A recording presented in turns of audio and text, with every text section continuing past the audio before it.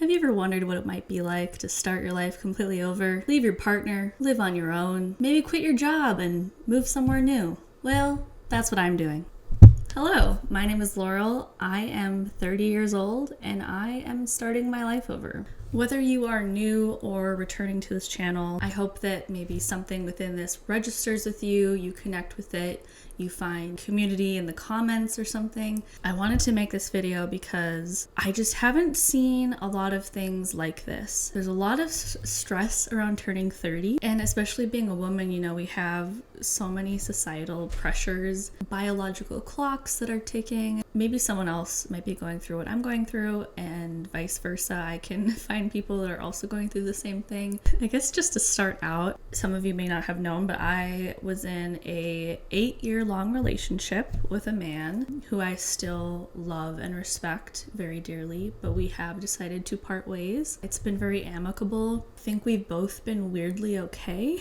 And I don't want to get into like too much of the nitty-gritty around it and talk about my relationship on the internet too much. We had just grown so dependent and comfortable with each other for so long. I don't want to speak for him, but on some level both of us were feeling just safe and comfortable and almost scared to leave because we had been together for so long and built a life together. We had met in Minnesota, where I'm from, and we moved to Arizona together. We had kind of built a new life, just the two of us down here. I think the fact that we're both not broken up about it is a good thing. Looking at it now, I think it is such a blessing in disguise, because now I will never wonder what if. We had been together since I was freshly 22 and him freshly 24. Starting my senior year of college is when we met. That's so young. Like, you don't think it's so young at the time. You're like, oh, I'm 22, I'm almost done with college, I'm never gonna meet anybody after college. It's not true. I promise you it's not true. And I think part of me was also scared that I might not find anyone again, because we have so much in common. Like, we had more or less the same morals, political standings. We liked the same shows, movies not so much, but we had a lot in common. He was my best friend, and I would still consider him one of my best friends. I think with breakups, for me at least, the hardest part is losing that friend aspect. Sure, you'll be heartbroken, but that'll fade eventually. But losing that friend and that person in your life, that is what I think really was the hard part for me to wrap my head around for a while. I'm doing okay. When I told my parents and he told his parents, I think they were more shocked than we were.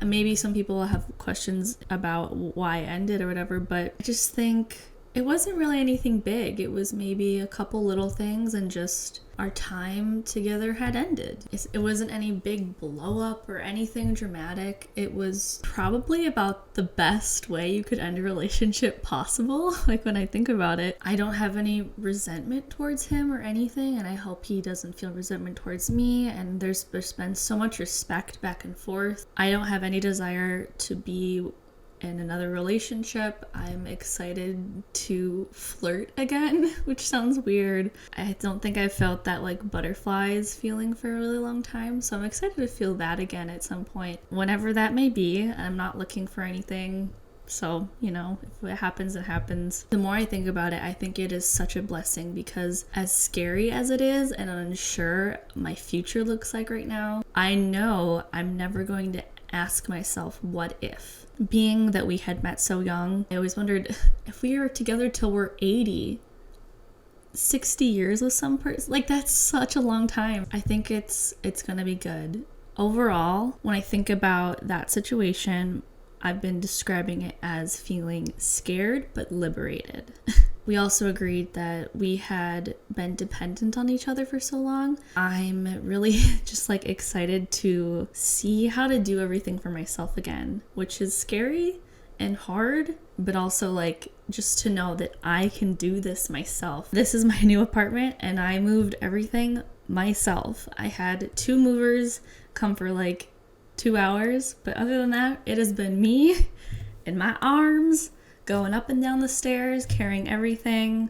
Do it for the plot. Do it for the character development is what I'm saying. And I also think one of the harder things is that when we met and I knew that like I wanted to be with this person for a really long time, there was that feeling of like, I'm done.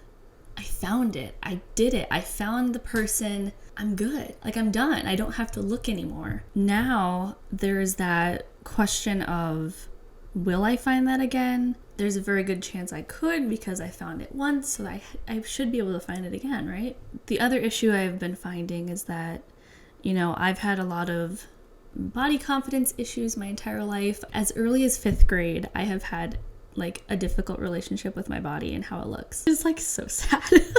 And maybe some of you can agree and relate to this as well. And I think, being in a relationship with someone that finds you attractive and never has anything bad to say about your body, it helps for sure. So I am nervous about going back into the world and comparing myself to other people that maybe look better in a swimsuit than I do. But there is one piece of advice that I heard that I try to remember, is that it's basically, would a lesbian think this is cute? Which is like a really interesting way of shifting away from the male gaze. My stomach fat, or like the rolls or the squishy parts of myself, lesbians on TikTok or whatever, they say like, that's cute. Shifting to like that way of thinking, would a lesbian think this is cute? This might get cut. I don't know. We'll see. Since COVID, I started getting videos on my For You page. I started questioning my sexuality a little bit. I think part of me has always been a little bit on that queer spectrum, but have never had any opportunities to pursue that or explore that. And I always wondered, like I find women attractive. Yep, there it is. Like, I kissed girls in college and I liked it. Didn't do anything else. So I always wondered, would I ever wonder what that would be like? So yeah, is this me coming out on the internet? I don't understand. Is it the nose ring? I should have known. That should have been a sign. Honestly, the fact that Pirates of the Caribbean is my favorite movie should have been a sign as well. I am such a helpless romantic. I don't know if it sounds unattainable or unrealistic, but I do want like fairy tale love. I've always been a dreamer. I've always been someone that wants movie love, which again sounds unrealistic, but I don't necessarily want to settle for anything less than exceptional at this point. And if it takes me a little bit longer to find, then so be it. I'm 30 now, so I do have to consider whether or not I want to have kids. I haven't really met someone that I would want to have a kid with. At this point, I can't afford one, let alone really have a desire for one. So that is something to consider as well. I think I get caught up in this idea of finding someone. I'll insert the quote right here that I saw on Instagram kind of right after this whole thing went down. How silly of me to forget that I am the love of my life. And I really liked that quote. I need to like pin it on my mirror or something, because I think that is so important, and so many people forget that you are your number one. You cannot pour from an empty cup. You cannot fill someone else's cup if yours is empty. I found such comfort in that quote, and I hope that maybe someone else does too. Brings me to the new apartment. I am paying for it on my own. It's just me and my kitty, Remus. Feel like Kiki from Kiki's Delivery Service. It's just me and my black cat, like out against the world. So far, it's really good. It's very quiet. Until it's not. The day I moved in and got the keys and like signed the papers, the property manager said, just so you know, the neighbors next door, there's been some domestic things. She's not supposed to be here, so if you see her, give us a call. I've been here like maybe a week, and last night, my apartment next to them, they were slamming doors and slamming each other. I don't really know. It's slamming things so hard that my windows were like rattling. Things in my apartment were rattling. I could hear them swearing and screaming at each other. Like it was bad. So besides that, and the people that smoke on their balconies all day long, it's great. I'm trying to be positive about it. I am excited to have a clean apartment, is all I'll say. I'm responsible for everything. I can make it as clean as I want. I can have things organized and keep it organized. So yeah, I think I will for sure be making a new apartment decorating video. So if you like that kind of thing, stick around, subscribe, comment down below if you want to see that. That's definitely in the future. The next thing I wanted to talk about was focusing on fitness. There's a workout center in my complex as well. I do still have a gym membership that I got roped into. But I do want to focus on working out more, and just losing a little bit of weight would be fine if that is a side effect of my fitness. I never necessarily want to focus on weight loss because that just feels really dangerous, unhealthy. I think it should be building stamina and cardio and being able to go on hikes and keep up with friends. Like, that's what I want to focus on rather than strictly just losing weight. And just have my health be better overall.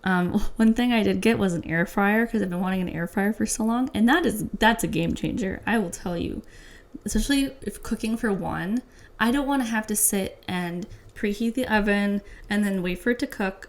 I can literally just pop something in the air fryer for like max 15 minutes and it's done. If I need a little snack or just like something for dinner, because sometimes the oven feels very daunting. I don't know if anyone else feels that way, but it just feels daunting. Since I have such an ADHD brain, if I don't see it, it doesn't exist. So I am planning on making my fridge very organized where I can see everything. I can see my greens. I can see my healthy options. When I'm hungry or I forget to eat and I'm all of a sudden starving, I can just reach into my fridge and grab something and I can see everything that's there, and it's just a lot easier on my brain. Which also brings me to living on your own is so expensive. Paying like $1,300 right now for this one bedroom. I could have probably gotten a studio for cheaper. I also really wanted a balcony because it's Arizona, it's nice out. I want a balcony, I'm sorry. Being alive is very expensive, so I have been pursuing not only a second job, but a third job in addition to my full 9-to-5. We'll see how that goes. One of them is a restaurant job. I will insert this clip of what happened after my third interview. So I just finished my third interview for a hosting position. The first one was an open interview, and the second one was an hour-long shadowing shift, shadowing a server and a host, and then this last one was meeting with a GM. I get this is a popular location. It's in Scottsdale, and maybe a lot of people want to work there, but like, this is a hosting position. Like, I want to start as a host and then work my way to server. I don't think that's asking too much. So he asked me like, what does hospitality mean to you? Like, and then he asked me about my availability, a prior experience, both which I've already told in the 2 other interviews and in the freaking application that I submitted when I applied. I don't know if that was like his 5th interview he's done that day, but he just seemed like very cavalier and just apathetic and not interested in what was going on. And then of course at the end he gives the whole, okay, well, we're doing a couple other interviews this weekend, so we'll give you a call, which to me that just means probably gonna hire somebody else. Like, I'm 30, I get it. I'm just trying to start my life over. I'm just trying to do my best. Figured it wouldn't be this hard. I'm just frustrated. I figured I would meet with him today and then it would be like, okay, let's sign some papers, you're good. Like, I know how to do this job. I've done it before. And I get it's not like a flat out no, at least not yet. We'll see what happens, but I'm obviously not cute enough or something because I know how to do this job. And I get in a while since I have done the job and my references probably don't even work where they worked back then. I still haven't heard back. We'll see. Well, I'll give it the weekend. It's a long weekend. But I also applied to a part-time marketing job that I'm like really hopeful for. That one's like 15 hours a week. If I get that, that will basically pay for my rent. I really need it. I was joking with my coworker. I said, like, I paid like $200 in groceries and then I looked at my fridge and it's just like barren. Where did my money go? Price of groceries is absolutely mental. It's making me go bonkers, I swear. Not having a relationship now is that time and energy that I would have been putting into a relationship, into another person, I can now put into the things that I like, just have more time to do. So one of those is being YouTube. So I do want to do more YouTube videos more consistently, try to grow this channel a little bit more. So it's always very helpful if you like and subscribe. Liking and subscribing is the best way that you can support me. I have been considering doing a Patreon channel channel. And that would probably be more art focused. If you follow me on Instagram, it's very like art, fantasy, escapism focused. So I think that Patreon might be like behind the scenes discounts on my Etsy store, which I've also started. So I have a lot of things going on. I have a lot of hobbies. I have been writing a fantasy book since March, maybe on like a third or fourth draft at this point. Publishing that is also a very high priority. If you have questions about it, I talk about it a little bit on my Instagram, so you can DM me or comment below if you're interested. It is a high fantasy. One last thing I want to add in is just a couple songs. I think music is so therapeutic, helps so much. So I just want to list off a couple songs that have been kind of helping me as of late. This song, it's called Waiting in the Wings. It's from the Tangled the series. After the bridge, that second chorus, Sad Forever by Lauv. Steal the Show by Lauv. I don't know, I've been in a Lauv thing. There's a song called Grapes by Garrett Watts. He's a YouTuber. Also with Andrew Sawicki, Caleb Hurst, produced by Bruiser. Weirdly enough, it is so cathartic to listen to a song about having disposable income stacked so high it ain't even funny. It just makes me feel like my life isn't shit. I make so much money, it's confusing to the bank. Andrew Sawicki, if you're watching this. Like you would ever see this. Anyway, there is one more thing I wanted to mention. Whoa, how did this get on my head? But in all seriousness, I am very seriously considering moving to LA in the not so distant future. Just crazy to say. The world is my oyster now. I'm not tied to Arizona for my job necessarily. I can work in marketing anywhere. There's possibility of finding employment through my job in LA, weirdly enough. I also have friends out there. I don't know. As a kid who grew up in the Midwest in a landlocked state, there's always been a part of me that has just been so curious about what it's like to live next to the ocean and kind of live that beach life. And again, I don't want to have any regrets in my life, so I'm very seriously considering doing that, which is crazy to say. And again, I love Arizona so much, so there is a little bit of bittersweet. Life is short, the world is wide. I have seen so little of it, and I think so many people have seen so little of it that why not? Also, to have that goal in the back of my mind of this is why I'm saving, this is why I'm working my ass off. Big moves are scary, but I think I want to do it. I think that's all I really have to say. I will be coming out with a